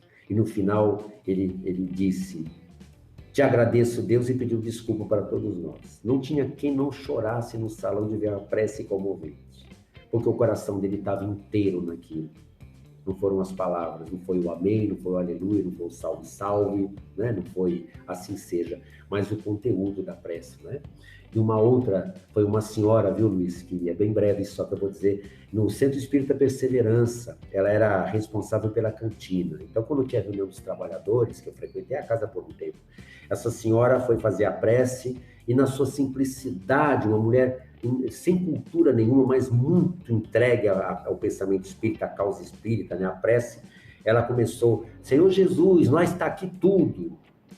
Vê nós aqui, Senhor, envolve nós com sua ternura, com seu amor, nos dá sua força, nós acreditamos no seu poder, Senhor. Não tinha uma frase que tinha conexão verbal, sabe, conjugação. Mas tinha tanta emotividade, tanto coração, independente se ela falasse no final amém, aleluia ou qualquer coisa, a prece comoveu todos nós e serviu como uma grande oração por Deus. Era isso. Muito bonito, hein? Relato bonito, cara. Impressionante. Eu, na minha humilde experiência assim, religiosa, as vezes que eu lembro que eu tive orações mais impactantes, foram as orações que eu estava com a voz embargada. Nem conseguia falar direito também. Eu sempre me lembro disso. Bom, agora vamos passar para outra pergunta. O espiritismo, Sérgio, reconhece a existência de outros planetas ou mundos físicos habitáveis? Sim. Considera fundamentado na própria ciência, né? A única coisa é que, para o pensamento espírita, o universo não é somente esse material que os nossos olhos conseguem ver ou detectar através dos aparelhos, né? Agora temos um aparelho até mais potente que está invadindo outras galáxias e tá, né? Para nós, a criação universal ela cai no sentido do infinito e do eterno, né? Nós não temos noções de dizer onde começa e onde termina, então para nós existe muitos mundos. O próprio Jesus dizia, há muitas moradas na casa do meu Pai. Se assim não fosse, eu teria dito a vocês, dizendo aos discípulos. Então ele queria dizer que há muitas moradas. As moradas são físicas e são moradas espirituais. A própria história da evolução do planeta Terra está muito associada à presença não só de seres espirituais, mas presença também de extraterrestres, de seres que vieram nos impulsionar de alguma maneira. Até hoje existem os mistérios das pirâmides dos egípcios, né? Um livro antigo chamado do Éramos Deuses Astronautas, do Eric von Däniken, que tenta testemunhar que nós vivemos e desenvolvemos tecnologia, que as pirâmides até hoje é um mistério a construção de todas elas, que existiu a presença desses seres. Tem vários relatos em vários povos da existência de seres diferentes do planeta Terra, que aqui estiveram habitando e que nos ajudaram a impulsionar o desenvolvimento nosso tecnológico, científico, né, em todos os sentidos. Então, é óbvio que a ciência sabe que existe, ainda não detectou vida em outros mundos, porque nós estamos mal vislumbrando, né? Olha, veja bem que coisa surpreendente. Nós somos um planeta que gira em torno de um sistema solar, de uma galáxia que tem 72 mil anos-luz de dimensão. Nós estamos a 26 mil anos-luz distantes do centro da nossa galáxia.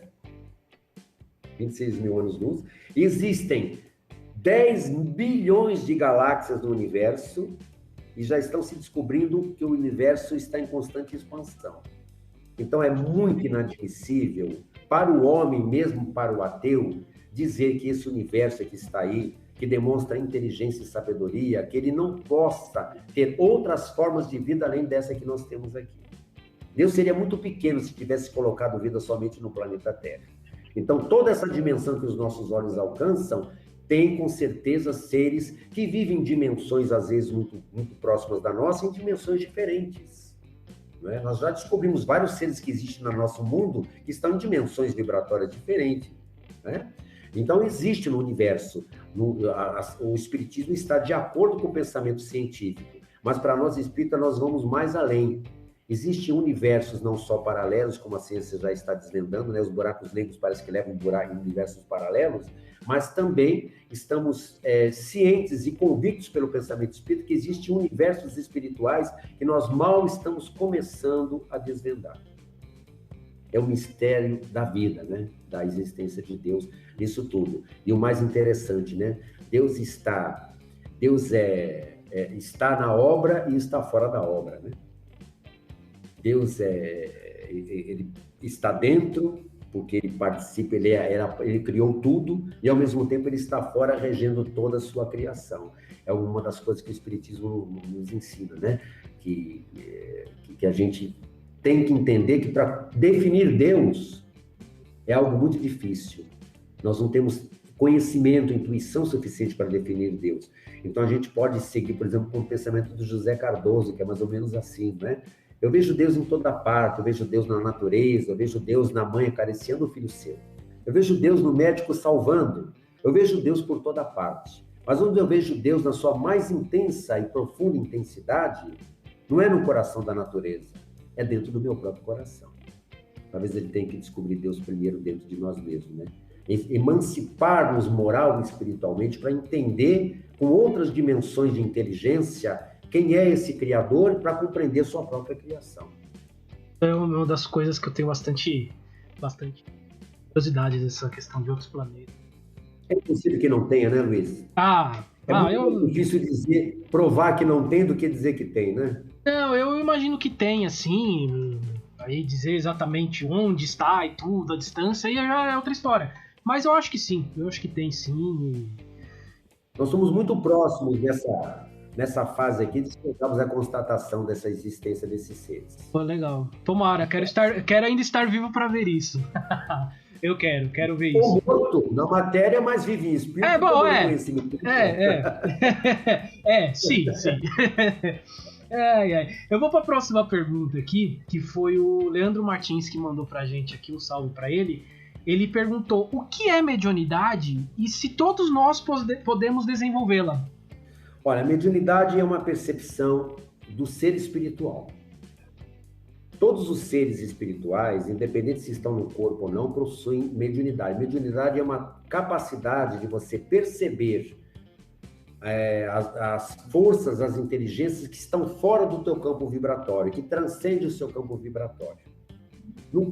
Na questão física, a mediunidade é um atributo do espírito, mas é uma percepção que você tem de sentido orgânico. Então, assim, a mediunidade ela tem uma predisposição orgânica, você tem predisposições no sistema nervoso. Vamos tentar desmiuçar melhor isso. Então, assim, eu tenho a mediunidade. Se eu não tiver um sistema nervoso acessível para perceber as coisas espirituais, eu não consigo perceber com intensidade os fluidos, a presença espiritual, a vidência, a audiência e até a comunicação com os espíritos. Eu tenho ciência que eles existem, que eles estão atuando no meu campo mental, estão me intuindo, me inspirando, mas eu não tenho a percepção física, vamos dizer assim, né? Que a mediunidade mais ostensiva permite. Então, assim, eu tenho que ter uma predisposição orgânica para que a minha sensibilidade mediúnica, que é espiritual, possa fazer com que eu sinta fisicamente o mundo espiritual e os espíritos. Então, basicamente, mediunidade é isso. Todos os seres humanos possuem, em maior ou menor grau, em maior ou menor intensidade. Todos os seres humanos possuem mediunidade. Alguns possuem mais intensamente, mas como a mediunidade está intrinsecamente ligada às questões do equilíbrio moral e espiritual, alguns possuem mediunidade e tem grandes sofrimento, às vezes, com a sensibilidade mediúnica, porque não tem equilíbrio espiritual suficiente. Aí, nós dizemos no Espiritismo que está ligado a provas e expiações da pessoa que é médium e que tem esse tipo de percepção, não só de perceber os espíritos, mas de captação de energias de ambiente, de a captação de energias de terceiros, pessoas que estão doentes, você doa energia, sente a presença da energia da pessoa, a enfermidade da pessoa, né? Quando a mediunidade está educada e equilibrada, quando ela é desenvolvida de forma equilibrada, aí a pessoa vai perceber que a mediunidade é um instrumento de auxílio, uma forma de você manter relação com a vida espiritual, mas quanto mais maturidade, quanto mais equilíbrio moral, maior a tua sintonia com outras forças do bem. As forças negativas você não capta. Porque tudo é assim, sabe, Luiz? É o campo do pensamento e sintonia, que se transforma em forma de fluidos que você capta pelo campo vibratório seu físico e espiritual. Né? Então, é um recurso que o homem sempre teve, faz parte da história evolutiva. Então, é preciso saber que todos possuem, alguns mais, outros menos, alguns só têm mais intuições, sentem só percepções de alguns fluidos, outros percebem a presença espiritual, outros sentem claramente a energia do outro, boa ou ruim. Varia muito com essa predisposição e o projeto reencarnatório que o indivíduo recebeu. Tá? Mas, assim, no Espiritismo, a mediunidade é tratada com muita seriedade, com muito respeito. Nós não colocamos ninguém para trabalhar mediunicamente sem ter todo o conhecimento teórico prévio, para ele poder ter equilíbrio e saber como lidar com a sua faculdade mediúnica. E uma outra coisa importante, não é porque você é médium que você está sujeito e suscetível a qualquer tipo de influência. Depende muito do equilíbrio, da sua vontade, do seu desejo. Só se torna a mediunidade um objeto de perturbação quando o indivíduo está desequilibrado moral e espiritualmente. Então, por isso que a gente cuida com uma assistência espiritual da mediunidade, depois orienta para a escola, para a pessoa se educar mediunicamente, desenvolver sua sensibilidade e, a partir daí, ela poder ser útil com essa ferramenta. Lógico que, por não ser um atributo espírita, a mediunidade, em outros segmentos religiosos, existem outros caminhos, da qual a mediunidade é tratada, essa sensibilidade espiritual é tratada de forma diferenciada. Mas essa é a forma espírita com que nós tratamos e definimos a mediunidade. Não sei se eu respondi. Não, respondeu sim.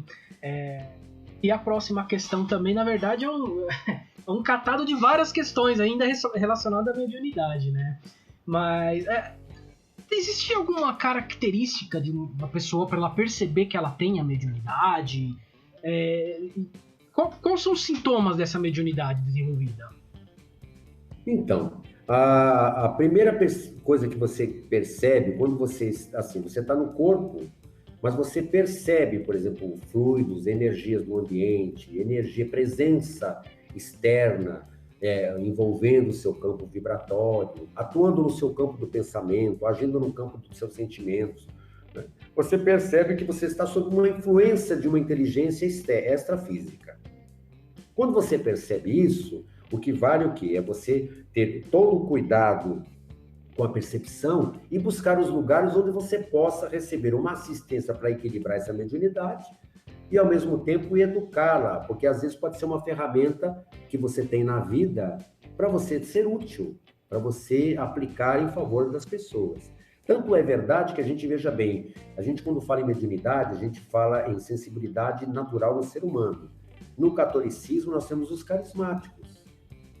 Os carismáticos dão passividade espiritual, eles dizem que para o Espírito Santo, né, nós chamamos os espíritos, e também dão passividade para comunicações religiosas, para comunidades. Você vai na igreja evangélica, você vai na presbiteriana, em qualquer uma delas tem também a manifestação espiritual do Espírito Santo através do quê? Das manifestações do recurso espiritual mediúnico que a pessoa possui. É uma forma de intercâmbio que nós temos com a vida espiritual. De relação e até de troca de experiências e de ajuda que a gente tem com a espiritualidade. Respondi, Luiz? Pô, respondeu bem aqui. Respondeu bem. E eu que resolvi separar, porque estava tudo junto. Mas tem uma pergunta final que eu acho que talvez seja a mais polêmica de quem olha de fora, assim, né? Que é a psicografia, né? Como funciona a psicografia? Olha, para poder definir a psicografia, eu vou ter que definir um outro conceito. A questão mediúnica, assim, vamos defini-la dentro do pensamento espírita em três pontos fundamentais. Então, nós temos o médium consciente, nós temos o médium semiconsciente e o médium inconsciente. Isso serve para a manifestação dos espíritos via psicofonia, que a gente fala que é a fala, ou serve para a psicografia da mesma forma, né? Em que a gente vai ter, no caso da psicografia, a gente vai ter o intuitivo, o semimecânico e o mecânico. Ou seja, vamos definir bem o que é cada uma delas. Então, assim, a minha predisposição orgânica, a minha mediunidade, a minha captação espiritual permite com que eu receba a presença da entidade para agir no meu campo mental. E eu passo a mão num papel e começo a intuitivamente escrever pensamentos que eu sei que não me pertencem, que de alguma maneira estão sendo passados para o papel de forma inspirada, de forma intuída. Eu estou passando para o papel. Depois, mais tarde, eu leio e percebo que aquela mensagem, ela tem linguagem minha, linguagem própria, mas ela tem um pensamento, o conteúdo da mensagem, ele não estava na minha mente e, ao mesmo tempo, ele chegou naquele momento e mostra que aquilo pertence a uma inteligência que não é a minha, que eu só fui um filtro. Esse é o intuitivo. Na psicografia semimecânica, a coisa é um pouco mais profunda, porque o que é que acontece? Eu não falei do que a gente tem o corpo espiritual. Quando o médium está envolvido, que ele está, a gente fala, se apaziguando, permitindo com que a entidade espiritual use ele como instrumento de manifestação, ele tem um breve deslocamento, sabe, Luiz? Um breve deslocamento perispiritual que faz com que ele fique mais sensível às questões de ordem espiritual. Ele fica mais sintonizado. Então, a entidade espiritual consegue agir sobre ele para passar o pensamento com mais clareza e com uma linguagem mais própria. Aí, o que ele faz? Ele atua no braço do médium e, de alguma maneira, ele coloca a ideia no pensamento do médium que ainda vai filtrar, mas ele vai notar que a mão tem um certo impulso da entidade espiritual, porque houve um vínculo entre o perispírito da entidade comunicante com o perispírito do médium. A mediunidade permitiu isso. Aí ele começa a escrever. No caso do médium mecânico, o deslocamento perispiritual é mais profundo. Então, o espírito comunicante, ele não vai tomar posse do corpo do médium, mas ele vai ter facilidade de agir sem interferência do cérebro do médium, diretamente, a mente dele diretamente no instrumento disponível, para poder escrever. Então, o médium vai escrever, o braço dele vai ser tomado de forma mecânica, ele vai redigir o texto e ele só vai tomar conhecimento do que ele está escrevendo logo depois que a escrita passou para o papel. Então, ele percebe claramente que a mediunidade não é, que as ideias, o pensamento e toda a construção não é dele, a linguagem não é dele, nada é dele, tudo pertence à entidade comunicante. É o médium mecânico. É a mediunidade que o Chico possuía, que outros médiuns possuem, como o Divaldo Pereira Franco, não é? Em que eles se cedem mediunicamente. São médiuns muito bem equilibrados e têm essa faculdade mais expansiva e conseguem permitir. É o mesmo na psicofonia. Intuição, no primeiro momento eu recebo aquele envolvimento mental e começo a transmitir com a minha linguagem o pensamento de um comunicante. Quando eu sou semi-inconsciente, a entidade toma parte do meu cérebro e começa a filtrar pensamentos que eu vou tomando conhecimento na medida em que ele vai trazendo as ideias, eu vou tomando conhecimento em paralelo com ele. Eu percebo que a ideia não é minha, vem de fora. E quando eu sou um médium inconsciente na psicofonia, na mediunidade de fala, eu recebo a entidade me envolve de tal maneira em que ele toma conta do meu cérebro, ele fala, e eu só vou tomar conhecimento de tudo que foi falado quando eu terminar o fenômeno e alguém mostrar para mim qual foi o que a entidade disse, porque eu não tenho conhecimento nenhum, eu não participo do fenômeno. Aí é o médium inconsciente.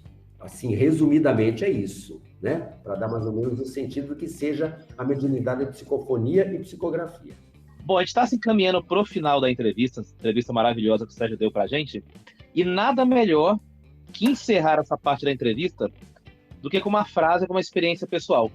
A Gislene Longani, que é nossa ouvinte aqui de longa data, sempre está participando, aliás, é uma das mais participativas, ela escreveu o seguinte: o Espiritismo é uma doutrina linda, enriquecedora, e eu estudo e já li em muitos livros.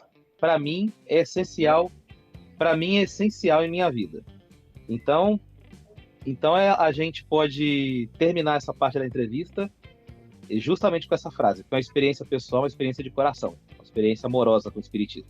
É assim que eu quero encerrar essa entrevista hoje. Quero agradecer o Sérgio, brigadão, viu, Sérgio? Brigadão mesmo.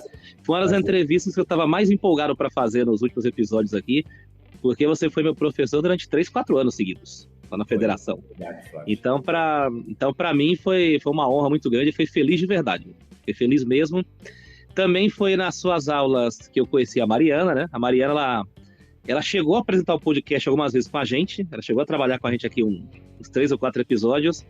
Então, estar com você me traz a lembrança dessa amizade tão especial que eu tive com ela. Então, por vários motivos, estou feliz de estar aqui com você, viu, Sérgio? Obrigado, cara. Obrigado de coração. Eu que estou feliz pelo convite que vocês me fizeram e a gente espera realmente chegar no coração de todas essas pessoas que vão ter oportunidade de participar, né, de ver essas ideias e poder chegar no coração deles e mostrar para eles um pedacinho da grandeza e da beleza que é a doutrina espírita e o quanto ela produz na nossa vida, não de forma mágica, mas é tanta luz e tanto esclarecimento que a nossa vida, a gente pode dizer que depois do pensamento espírita chegar na nossa vida, tanta coisa é clareada e entendida que a nossa vida passa a ganhar um novo roteiro de existência, um novo sentido de viver. Boa, isso aí, hein? Isso aí. Obrigado mesmo, Sérgio. Valeu, muito cara. Obrigado, viu, Sérgio? Muito obrigado, gostei. Foi uma aula para mim aqui, eu que não tenho nada do assunto. Foi uma aula. Muito obrigado mesmo. Valeu, foi um prazer. Obrigado a você e a todos os ouvintes. Um abraço a todos, viu? Valeu, Sérgio. Valeu, abração, Sérgio. Valeu, abraço. Até mais. Tchau, tchau.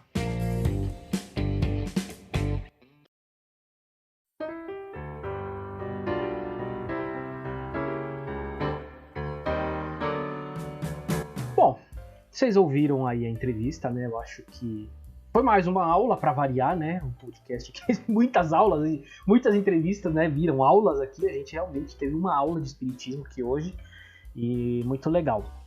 Mas enfim, agora vamos para as nossas dicas culturais. Dicas culturais. Flávio Santos, qual a sua dica cultural? Eu trouxe 2 dicas culturais, Luigi. Uma é um filme e a outra é uma música muito famosa. E eu vou começar pelo filme. O nome dele é Um Olhar do Paraíso. Tem esse filme no Netflix. Se eu não me engano, ele é um dos mais assistidos da plataforma. E o que ele fala? Tem uma menina, que uma menina muito legal, que ia pra escola, boazinha e tal. E num belo dia ela tá voltando da escola e um vizinho a chama para conhecer uma casa de boneca que ele tinha construído. Só que, na verdade, essa casa de boneca, de fato, ela existia, mas era uma armadilha. Então, ele levou a menina para essa casa de boneca, matou a menina, estuprou a menina e matou. E o corpo da menina ficou um tempo sem ser encontrado e tal. Mas o fato é que ao longo do filme, o espírito da menina ficou orbitando naquele ambiente para tentar influenciar as investigações. Para que as pessoas achassem o culpado, porque esse vizinho era um cara acima de qualquer suspeita. Era um líder religioso do bairro, tal, era uma referência. Então vale muito a pena assistir esse filme, mesmo que você não seja espírita, porque é uma grande história policial, sobretudo. A outra dica que eu dou é a música do Roupa Nova, A Viagem, que fez parte da novela Viagem, que era uma novela de temática espírita, porque nessa música você consegue entender o conceito e a forma como a reencarnação acontece de acordo com a doutrina espírita. O que fala nessa música? Que uma pessoa morreu e aí ela reencarnou depois para reviver o antigo amor. A letra da música é essa. Mas assim, eu não preciso explicar muito. Ouça a música com os olhos da reencarnação. Tente ouvir pensando numa pessoa que morreu, está esperando o seu retorno para a Terra, para reencontrar a pessoa amada de novo. Então essas são minhas 2 dicas. Roupa Nova, a música Viagem, e o filme Um Olhar do Paraíso. Rapaz, nunca tinha pensado nessa música com essa visão aí. A música espírita. Rapaz, nunca tinha pensado. Realmente, faz todo sentido. Você falando, eu tô lembrando da música aqui. Faz muito sentido, sim. Vou até pegar pra ouvir depois e prestar atenção. Bom, eu trouxe 2 dicas culturais aqui. Esse ano aqui, eu coloquei como meta que eu não ia ser mais um cara que ia deixar as coisas infantis pra trás. E também não seria mais tão nostálgico. Pois bem, comecei assistindo a série Cobra Kai e He-Man. Ou seja, eu comecei bem. Começou batendo a meta. Comecei batendo a meta. Do He-Man eu não vou falar ainda porque eu não terminei de ver. Mas eu tô gostando do que eu tô vendo, tá? Mas eu vou falar primeiro da série Cobra Kai, que voltou com a 4ª temporada.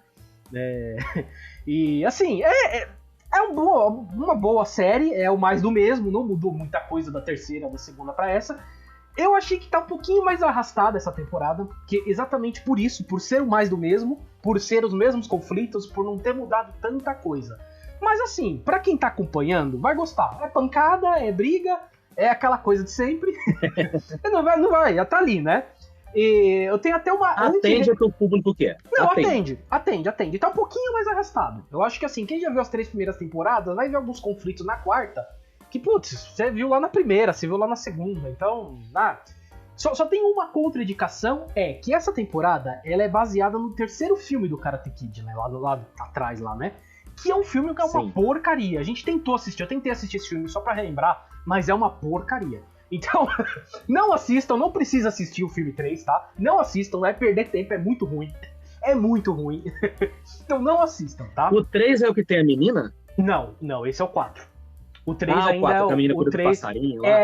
O 3 é quando aparece um rapaz com cabelo lá, com cabelo grande lá, com rabo de cavalo, que é bem doidão, assim, né? Bem doidão mesmo. Mas é muito ruim. O filme é muito ruim. É clichê até demais pros anos 80. Olha que estamos falando de anos 80, né? É clichê até demais. Então, que é o supra-sumo do clichê. Supra-sumo do clichê. Exatamente, é ruim demais. Não assista. A Cobra Kai tá legal. Dá pra assistir a 4ª temporada aí.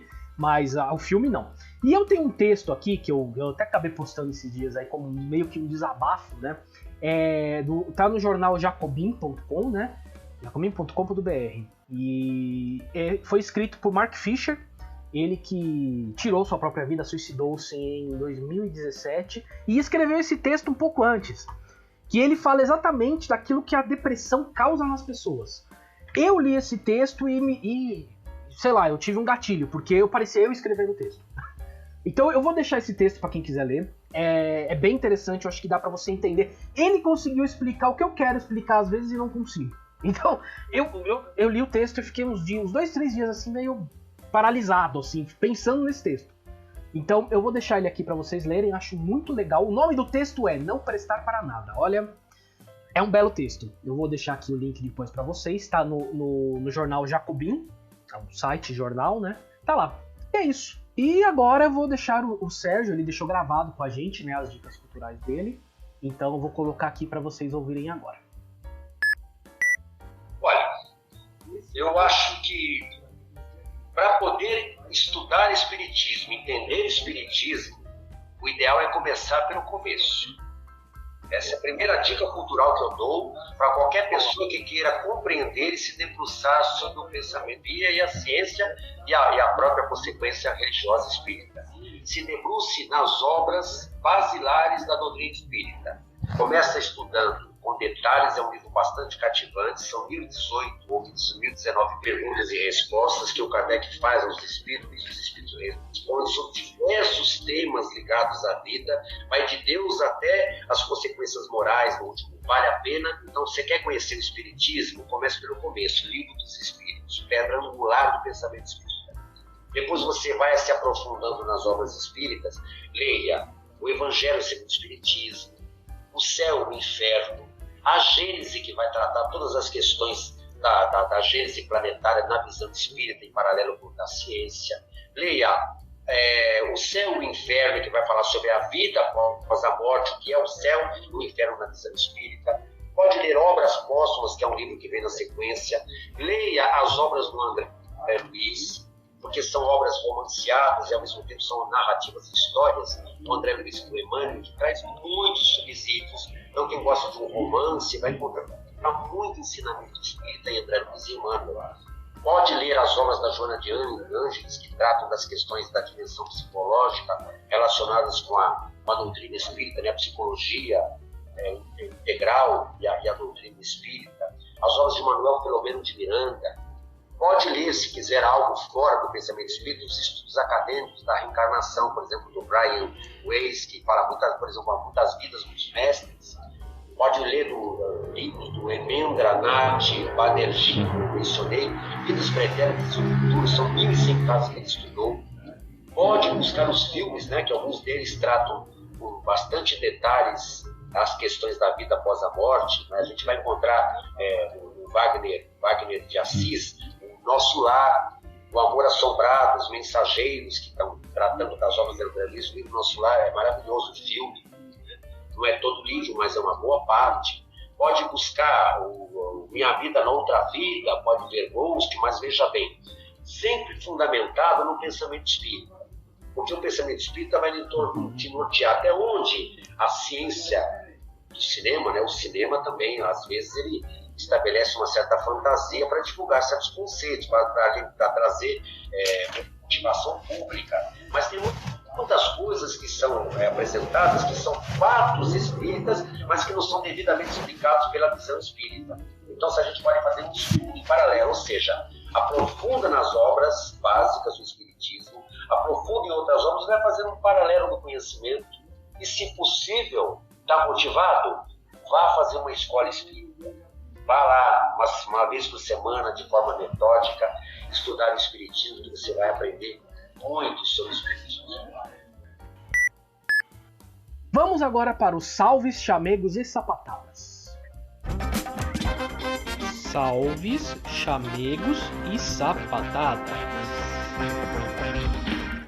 Flávio Santos, eu estou no momento Maguila aqui hoje, Flávio Santos. Momento Maguila. Eu li o roteiro, tem uma lista aí. Tem uma lista. Parece uma chamada de escola. Parece uma chamada de escola. Não, isso só de gente que, assim, mandou pergunta, né? Fora outras pessoas, eu ainda vou colocar aqui que eu não coloquei. Na hora que for lá, eu vou conversar mais umas 2, 3 pessoas que acabaram mandando alguma mensagem, querendo saber do episódio, né? Então vamos lá.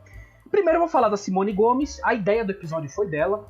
Ela que comentou pra mim, falou acho que até numa live, né, Flávio? Se eu não me engano, foi numa live que ela comentou. Foi numa live que a gente fez. Eu acho que foi a última live do ano, se eu não me engano. Foi a última live do ano, a gente até comentou, manda ideias, né? Ela pegou e escreveu lá, faça sobre espiritismo. Então a ideia foi dela. Salve, ela também fez pergunta, né? Também tá no meio do roteiro. Mas também mandaram questões a Michele Alves, a Ariana Oliveira, a Débora Zanata, Gislene Longani, André Blota, Leandro Martins, a Cris Lopes, Vani Lopes, César Vieira, Solange Regina, Demétrio dos Santos, Edilene Mesquita, Maiara Azevedo, Maristela Rossi, minha mãe também mandou depois, no fim. E uma amiga minha, Nathalie Teixeira, também mandou. Então, muito obrigado a todos vocês, valeu mesmo. Infelizmente não deu pra colocar tudo, ou a gente condensou por causa de tempo. O tempo realmente, a gente tinha 1h30 mais ou menos com ele, então não dava pra passar muito disso. Então, mas olha, valeu mesmo, muito obrigado, gostei demais da participação de vocês e olha, choveu pergunta. Certo, Flávio, tem algum salve aí? Tenho alguns salves, todos para colegas meus da Federação Espírita. Alguns ajudaram a entrar em contato com o Sérgio. Como eu não tenho mais rede social, eu não conseguia achar o telefone dele. Então, boa parte desse pessoal aqui ajudou a fazer o meio campo. Quero mandar um beijo para a Aline Santa Bárbara, para o Fábio Pereira, para a Fabiana, que são um casal, né? O Sérgio, inclusive, tem bastante contato com eles. Quero mandar um beijo para Denise Santos, minha amiga de longa data da federação. E quero agradecer a todo mundo que colaborou diretamente para eu conseguir o contato do Sérgio, porque o homem tem uma agenda muito cheia e não é fácil falar com ele, mas ele foi muito gentil e topou falar com a gente na hora, assim. Então, brigadão, gente. Beijão para vocês. Valeu, um salve a todos aí, valeu mesmo. É isso. Vamos passar para o encerramento, mas antes eu vou passar nossos canais de contato, que é o e-mail entendonadapodcast@gmail.com, o Facebook, que é o Entendo Nada Podcast, o Instagram, que é o @entendonadapodcast, o Twitter, que é o @entendonpodcast, sempre explico aqui que não cabia Entendo Nada Podcast, tem alguém usando Entendo Nada lá, então foi o que deu aqui, Entendo N Podcast. Estamos no YouTube também, então só procurar lá Entendo Nada Podcast, que vocês vão achar. E estamos em várias plataformas, né? Estamos no Spotify, estamos no iTunes, no Google Podcasts, enfim, todos os agregadores de podcast. É só procurar lá a gente por Entendo Nada Podcast, curtir, seguir a gente, que toda semana pinga alguma coisinha lá. Certo, Flávio, fechamos. Mais do que certo, como você disse aí, mais uma aula grátis, que o nosso projeto aqui é receber aula grátis. Sim. Não é fazer podcast. Isso é um golpe que a gente dá em você que está nos ouvindo. Então, nosso projeto segue a todo vapor. A gente fica esfregando as mãos aqui nos bastidores. Opa! O que a gente vai conseguir agora para dar aula de graça pra gente? Igual um desenho animado. E é isso, estou muito feliz. Como eu disse, o Sérgio foi meu professor. Inclusive a Mariana, que infelizmente a gente perdeu um tempo atrás. Eu conheci a Mariana nas aulas do Sérgio. Aí. No curso básico do que é o Espiritismo. Foi na sala lá. Então, assim, ele faz parte da minha história de vida também, mesmo sendo apenas, entre aspas, um professor.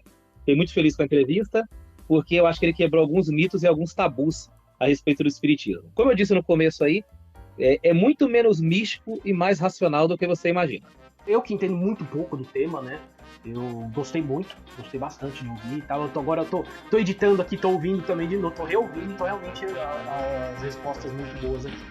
Muito bom, obrigado, Sérgio, valeu mesmo. Um salve pra todos aí que participaram de alguma maneira no episódio. É isso, fechamos. Bora? Bora, missão cumprida, Luiz. Bora. Fumos. Valeu.